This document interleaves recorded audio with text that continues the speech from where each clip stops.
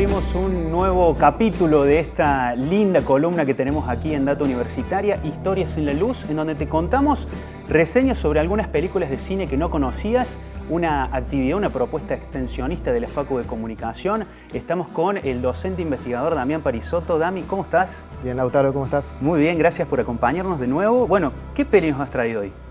Bueno, viste que en este ciclo hemos traído bastantes películas cuya temática era la violación de los derechos humanos de distintos países de la región, ¿no? Ahí pudimos ver similitudes y diferencias de los que nos tocó vivir a nosotros como país. Sí. Pero bueno, nos faltaba una peli argentina en la lista. Exactamente, Así de industria que, argentina. Claro, así que hoy trajimos La larga noche de Francisco Sanctis, una película del 2016, ópera prima de Andrea Testa y Francisco Márquez. Está basado en una novela que tiene el mismo nombre, de Humberto Constantini. La larga noche de Francisco Sanctis. Contanos de qué se trata. Es un título muy puntual, pero que me imagino abarca varias cosas también. ¿De qué hablas? Sí, es una historia que transcurre en la Buenos Aires de fines de los 70, plena época de dictadura. Y Francisco Sanctis es lo que se podría denominar como una persona común, ¿no? Un laburante, padre de familia, que permanece ajeno a las disputas políticas que están ocurriendo en la época. No por ello quiere decir que no sepa lo que está sucediendo, ¿no? Vamos a volver a hablar. Una tarde en su trabajo recibe una llamada de una ex compañera y lo cita con una excusa a la salida del trabajo, y en esa cita esta mujer le va a dar 2 nombres y una dirección.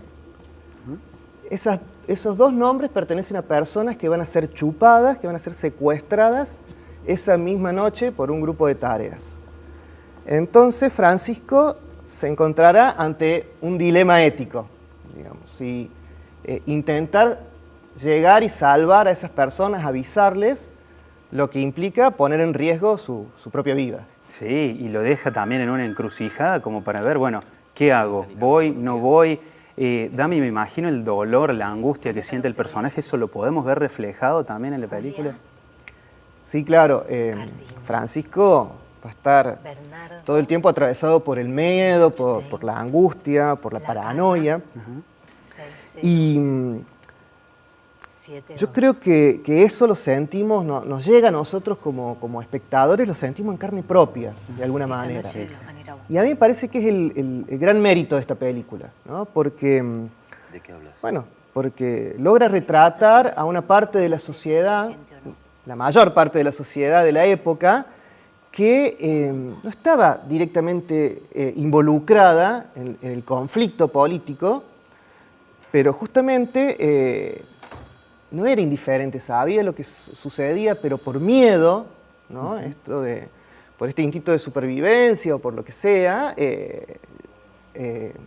quedaban, digamos, hacían la vista gorda, como quien dice. Exactamente. ¿No?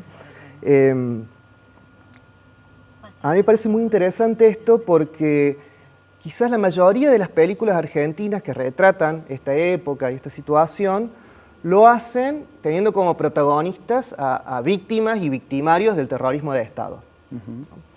Y esta peli no solamente que cambia el foco, cambia a los personajes principales, sino que además la forma en que retrata o que sugiere, mejor dicho, el tema de la violencia, ¿no? En estas otras películas que te decía, quizás esa denuncia lo hacen de manera más explícita, en cámara.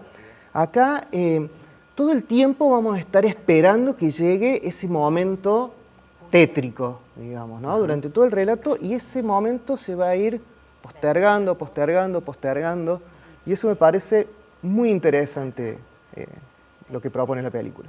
Dami, como siempre te pregunto en todas las columnas, a nivel cinematográfico, ¿qué es lo que te gustó? ¿Qué es lo que no te gustó? Bueno, yo creo que la narración está sustentada principalmente por la interpretación del actor principal, del actor que interpreta a Francisco, que es Diego Velázquez, que es una actuación increíble, ¿no? O sea, cómo a través de su expresión facial, de su expresión corporal, puede transmitir justamente toda esa angustia, toda esa opresión, ese miedo. Y además está todo el tiempo en cámara.